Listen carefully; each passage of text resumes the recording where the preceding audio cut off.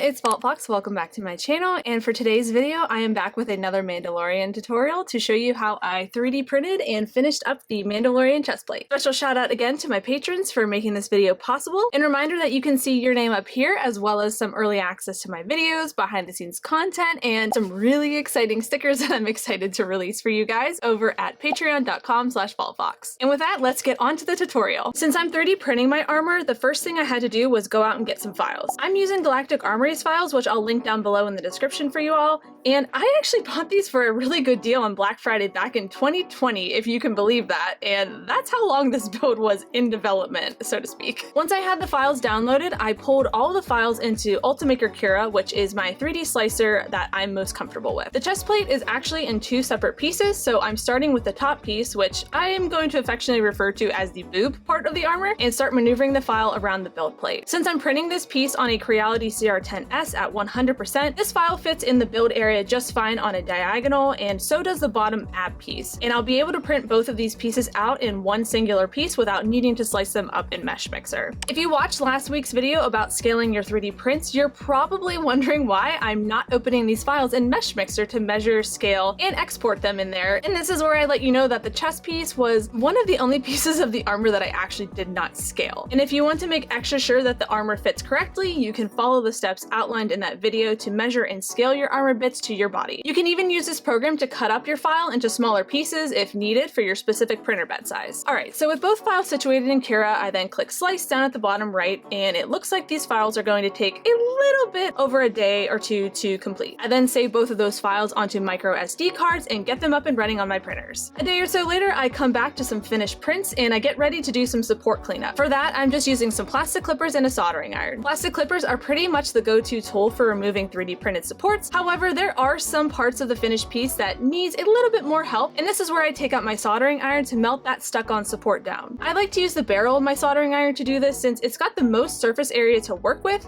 and you don't run as much of a risk of melting in larger divots or holes with it. I like to just run the iron back and forth until the supports have melted into the rest of the model, and also make sure that you're wearing a respirator whenever you're doing this. Now that all the supports are removed, we are ready to get to smoothing down these layer lines. I printed all of these parts at 0.28mm layer height, so there is a bit of work needed to be done, and for that I'm going to be using photopolymer resin. Again, not to beat a dead horse on this channel because I know you're probably all tired of me talking about it, but I no longer use photopolymer resins to smooth my 3D prints. But if you do choose to use it, it does work pretty well. Just make sure to be wearing a respirator, some goggles, nitrile gloves, and work in a well-ventilated area away from pets, children, and even plants. Thank you to one of my patrons, Geek Building, for bringing that one to my attention. Anyways, to start, I poured some of the resin into a cup and brushed on a thin layer with a large paintbrush. I made sure to get that layer as even as I possibly could, being extra careful around the diamond portion of the chest piece so that I didn't get too much resin in there, because once this resin is exposed to UV light and cures, it's really hard to get rid of. Once I was happy with it, I set both pieces out in the sun to cure for 15 minutes. While that's curing, I then take my paintbrush that was painting on the layers of resin and I just swish it around in some 91% alcohol to clean that paintbrush out. After the 15 minutes of cure time is up, I sprayed both pieces down with some 91% alcohol to clean off any remaining uncured resin, and I started sanding. I sanded with my mouse sander with some 80 grit sandpaper, and looking back on it now, it was a bit too coarse and rough, and I ended up kind of stripping the resin a bit too much and causing it to kind of ball up on the surface. And what I should have done was switch to a higher grit like 120, but instead I went along and continued to sand them down with 80 grit until I decided that I would use some filler primer to fix it up. To be honest, this was back when I was experimenting with different layer amounts of resin and grits of sandpaper to see which I liked more and which worked the best for me, so just be prepared to see a lot of goof ups in the coming videos with this build in terms of using this UV resin. So I gave the ab and boob piece a layer of this 2-in-1 sandable filler primer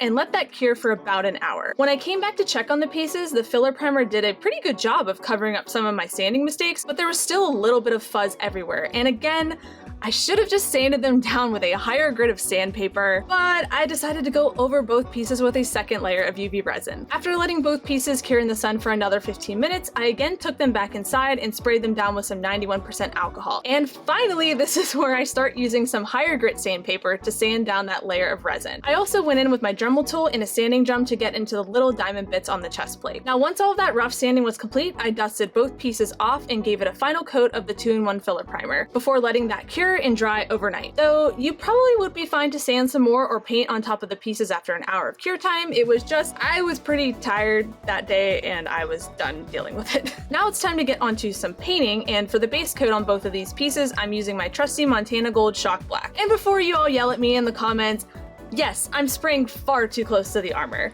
When you spray down your armor, back up a little bit, maybe about 6 to 8 inches away from your piece. I don't know what it is with me, but I constantly need reminding to chill out on how close I am painting something with spray paint. I'm well aware that I'm doing it incorrectly, so learn from my mistakes. I then let that paint cure for about 24 hours before getting everything set up to spray on a few coats of 2K clear coat to give it a nice glossy finish. This glossy finish is really going to help our chrome layer shine, and I go over this entire process in this video here, but to quickly summarize, I'm first wiping down all of the armor with a shop towel to remove any dust or Aries hair that may be circling in the garage, and let's be real, there's always an Aries hair or more in all of my costumes, so it's just inevitable. I then shake up the can of 2K clear coat for 2 minutes, then insert the red stopper on the top of the can into the bottom to activate the hardener inside, and shake the can again for another 2 minutes. Then it's time to spray on a thin coat onto my armor pieces. When you're doing this, again, try to go in short bursts from side to side while also backing yourself up a bit from the pieces like I did not do here. I let the first layer cure for 5 minutes before going back over it with another thin coat, letting that layer cure for about 5 minutes as well, and then going in with a final wet glossy coat. After that final coat is on, I let the pieces cure for a total of 72 hours. Once those 72 hours are up, they're pretty much safe to handle with your bare hands, but I've just got some nitrile gloves on just to minimize prints, and I'm not gonna lie, it still blows my mind just how smooth and glossy this stuff gets your pieces.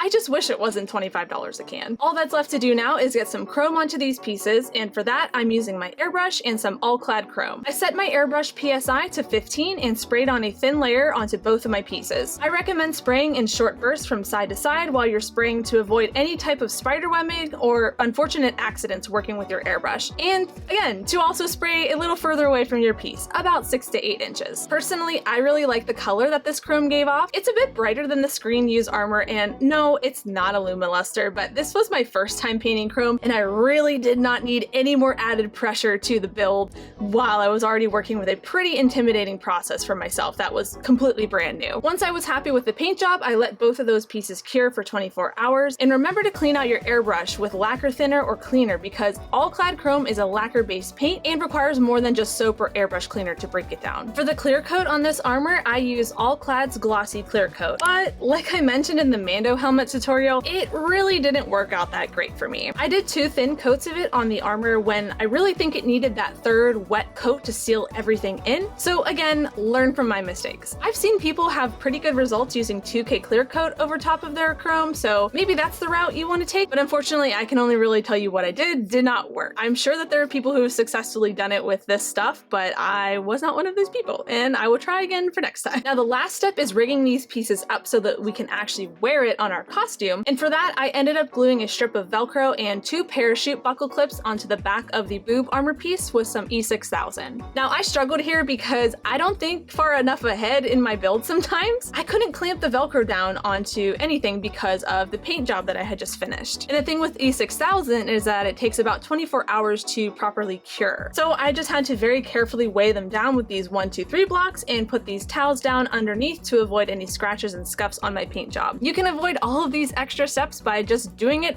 first with your build instead of like the very last thing that I did. I then did the same thing on the ab portion of the armor and glued down some parachute clips to the back. The reason for these parachute clips is so that I can sew some elastic straps to clip into the top and bottom portions of the chest plate so that they are held together as one piece, but also allow for my husband to have a freer range of movement than if I would have just glued them together permanently. With the glue on these buckles cured and the straps sewn down, that's basically it for this piece of the costume. To attach it to the flight suit, I just sewed a strip of the opposite side of Velcro onto the flight suit, and we're good to go to do some bounty hunting or Grogu babysitting or whatever Mando is up to these days in other people's TV shows.